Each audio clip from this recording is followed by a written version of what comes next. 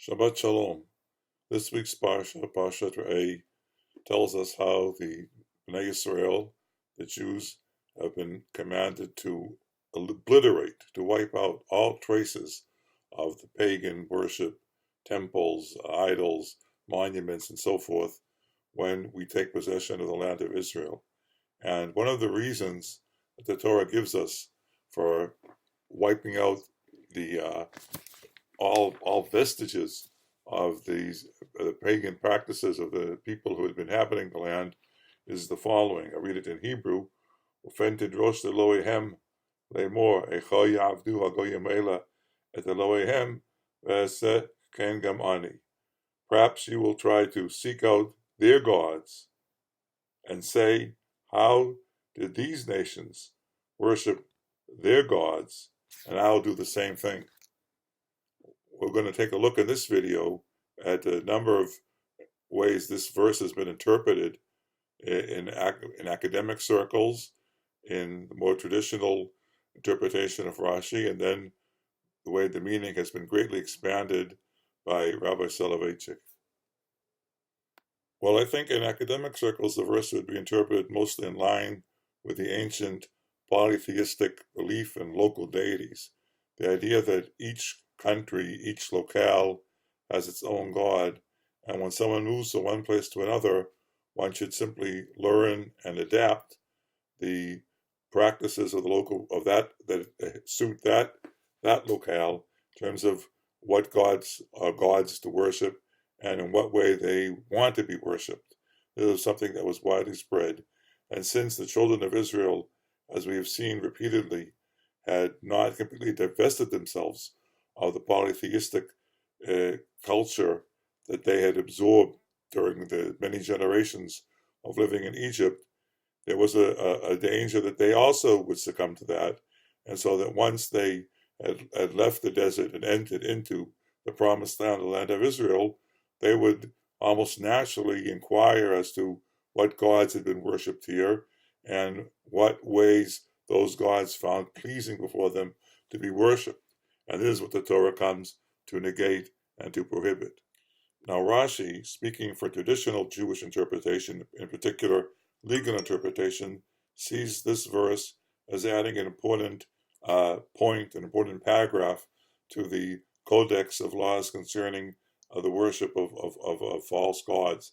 Up until this point, we had known only that it was forbidden to worship other gods, worship false gods, through the four modes of worship that were used, at least in that time, to worship the one true God recognized by the children of Israel, or the Jewish people.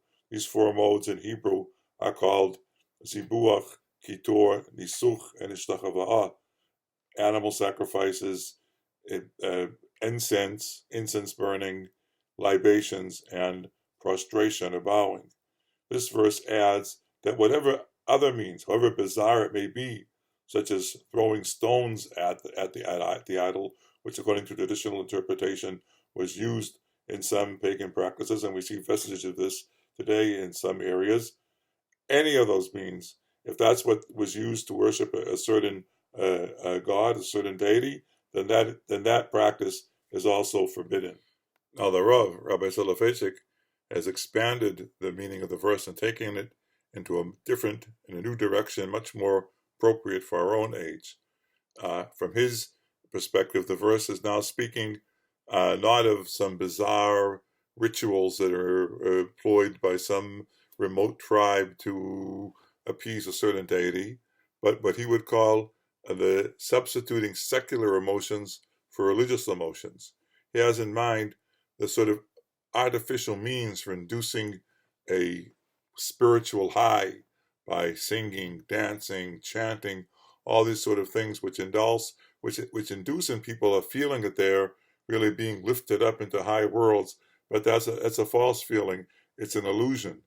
The true religious feeling, the true religious emotion that the Rav recognizes is something that follows upon a true religious act, prayer, intense prayer directed at the one true God, according to the mode of prayer that we recognize.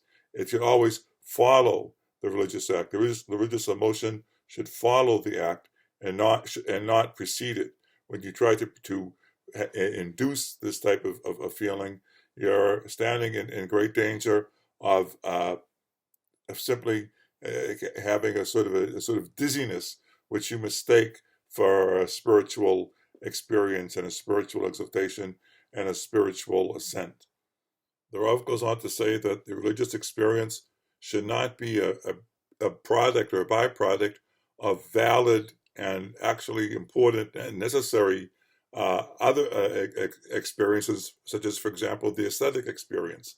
The aesthetic experience where a person perceives beauty, a beautiful image, the beauty of nature, the beauty of music, the beauty of bird singing. That sort of feeling, that sort of aesthetic experience is valid and important, but it's not the religious experience. The two should not be confused. And for this reason, the Rav goes on and emphasizes that the true religious experience is autonomous, free, and original. It's autonomous, meaning that it has its own law, its own tempo, its own world. It's free, meaning that it is not something that is induced by some preparatory act, such as singing or taking a walk in the woods or whatever. And it's original, meaning that it stems from its own sources, which we think are the deep sources within the human spirit, the human soul, the human being, which reflect our being created in the image of God.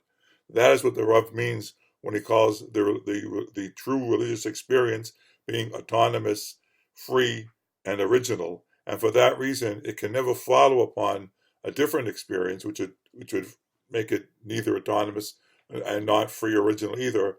But it has to come in its own way, being the product of a true religious act. Now, in fact, this is not entirely new, and other Jewish thinkers have had to deal with similar issues in their own historical situation and cultural context. And I'll mention here Maimonides. Maimonides, the Rambam, had to deal with many people in his time, including his own son, who were entranced and almost hypnotized by the practices of the Sufis, the Muslims, who had these rituals. They're called dhikr and things like that, where they would chant and sometimes dance, and this would bring, and do it at night, and this would bring on what they would hope to be a valid religious experience and a feeling of having been lifted up to a higher religious level, higher spiritual level. And Maimonides was very firm in rejecting these practices along the same lines as the Rav, that they're artificial, and the sensations they induce, the feelings they induce, are not the true religious experience. And towards the end of his God of the Perplexed, Part 3, Chapter 51, where he describes what he calls the worship of the person who has actually approached the truth, God being identified or identical with the truth in Judeo-Arabic culture, God being called Al-Haq, as he is among Muslims, Al-Haq Ta'ala, the truth. Someone who was reached that level has a certain mode of worship that Maimonides describes in that chapter. But first, he tells us that he rejects the artificial means of trying to induce it. I'll read just a line or two in Arabic from his rejection. He says, "Man yufakkar fi Allah, man yufakkar fi Allah, wa yukathir dhikrahu birarin, bal tab'an لمجرد خيال ما أو تابع اعتقاد قلد في غيره." This is the people that whose methods he's rejecting. It's man yufakkar fi Allah. He's thinking about God. His mind is focused on whatever conception he has arrived at of the deity. وَيُكَثِّرْ ذِكْرَهُ بِغَيْرِ ilm, and he mentions him on and on again as in the dhikr, where the Sufis chant la ilaha illallah, la ilaha illallah, la ilaha illallah, but بِغَيْرِ ilm, without knowledge. They're not actually contemplating, rehearsing in their mind, reflecting on all that they have managed to acquire in terms of a refined notion of the deity, one which is completely divested of all material attributes. They're simply mentioning his name over and over again. And therefore, Maimonides goes on and says that this person is tabi'an lemujarrid khayal ma. He's simply following some pure phantasm.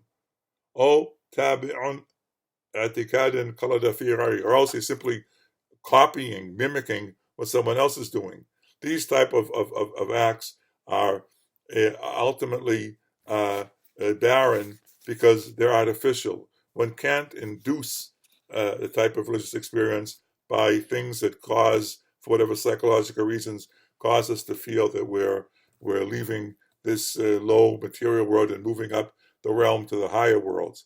It can only be done, according to Maimonides and according to Rabbi Soloveitchik, through the hard work of obtaining the true religious act, of refining our conceptions of the deity, and being sure that the God that we turn to is actually this conception we have, which upon which we focus our prayers, is as close to the truth as is humanly possible. And that cannot be induced by dancing or singing. Thank you very much, and Shabbat Shalom.